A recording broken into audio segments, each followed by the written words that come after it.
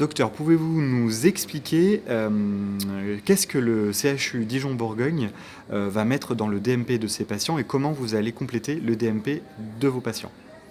Alors, c'est une question qui appelle des réponses à la fois simples et compliquées.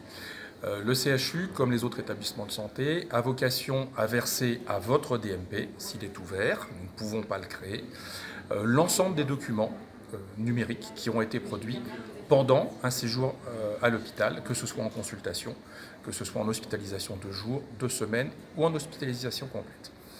Le CHU a débuté les tests pour cette alimentation.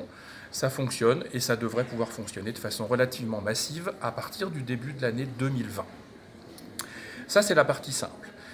Dans les documents qui sont envoyés actuellement, ce sont essentiellement des courriers d'hospitalisation, des courriers de sortie, des lettres de liaison, des comptes rendus opératoires, mais on espère bien à terme que les examens de biologie et les résultats de certains examens radiologiques par exemple, ou de prélèvements soient également versés directement au DMP. Et le problème, il commence à apparaître quand on souhaite mettre dans le DMP des documents un peu particuliers.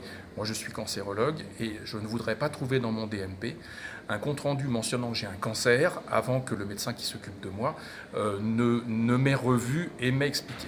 Donc nous réfléchissons actuellement à la manière dont ces documents seront dans votre DMP. Ils seront dans votre DMP à terme, mais probablement vous n'y aurez pas accès pendant un certain temps jusqu'à ce que l'on soit sûr que l'information vous ait bien été donnée de façon correcte, en consultation d'annonce par exemple, et qu'on puisse à ce moment-là débloquer.